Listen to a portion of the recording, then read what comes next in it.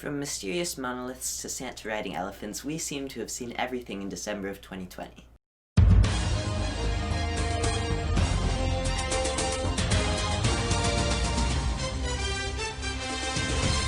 And now for our first story. Mysterious monoliths are appearing across the world. Here's what we know. In a fiery, plague-ridden nightmarescape of 2020, like a gift from the scene of benevolent higher being, has come a source of true wonder and delight. The wandering monoliths of Utah, Romania, California, and New Mexico. These monoliths are long vertical slabs of metal, each 10 to 12 feet tall, they appear with no warning and disappear just as quickly. The first one was discovered in the Utah desert, which emerged on November 18th and vanished on November 27th.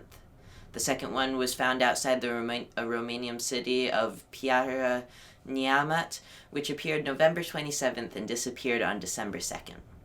The third one at the top of Pine Mountain in Cadro, California, which appeared on December 2nd, was taken down December 3rd and reappeared on December 4th. And fourth, one in Albuquerque, New Mexico, which appeared on December 7th and was taken down the same day. They look like alien artifacts. In part, that's because they are heavily reminiscent of the monoliths of Stanley Kubrick's sci-fi classic 2001: A Space Odyssey, where vast black monoliths are deposited by aliens to guide human beings from one stage of evolution to the next. The Kubrick or no Kubrick, all four of these real-life monoliths are eerie, solitary objects, and no one knows whether another one will appear suddenly or whether it too will vanish into the night. We know very little about these monoliths at all. In fact, it seems to be part of their point. They're a beautiful, inexplicable phenomenon and proof that the world still contains marvel. The first monolith was discovered in November in a remote desert canyon in Utah's Red Rock County. A helicopter crew counting bighorn sheep noticed a flash of metal looming up from the ground and flew down to investigate. There it was, deeply embedded in the Red Rock Canyon floor, an enormous, smooth, metal triangular prism just standing there. "What the heck is that?" one of the workers muttered in a video released by the Utah Department of Public Safety. Okay. The intrepid explorers go down to investigate alien life form, another one cracks.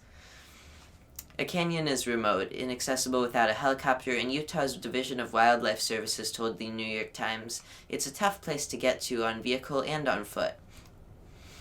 A spokesperson said for the officials for the Department of Public Safety added that they had no idea how long the monolith had been there, although Reddit sleuths used Google Maps Earth View to work out that it was installed sometime between August 2015 and October 2016.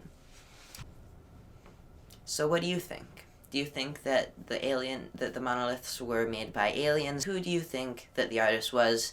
Comment down below. And now for our next story. Santa rides elephants to Thai town bearing gifts of face masks. Thailand Santa Claus gave his sleigh and reindeer a break on Wednesday and rode elephants in Thailand during a special Christmas visit aimed at raising awareness about the threat of coronavirus. White-bearded handlers in floppy hats and Santa outfits sat atop elephants, decked out in tinsel and trunk masks in the central province of Ayutthaya. Also, sorry that I'm butchering all these names. I do not know how to pronounce them. He was distributing protective masks in baskets to school children, motorcyclists, and drivers passing by. They're funny, they're lovely, and I think they're so cute, said elementary students Laxaporn Liap. I cannot pronounce that.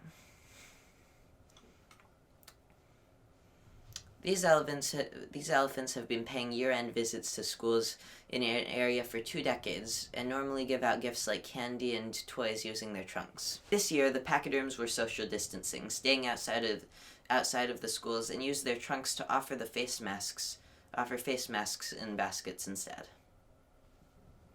These 4 elephants want to represent the Thai Santa Claus to encourage people to wear masks, wash their hands, and follow the government instructions, said E.T. I cannot pronounce this, who manages a local elephant park. I'm a little bit excited and sad because the elephants can't go to the school, said Patramarn, age 12, who came out to greet the elephants at the gates. Thai authorities are urging extra caution after the worst outbreak was confirmed at this weekend at a seafood center near Bangkok, with cases since detected at about a quarter of the country's provinces.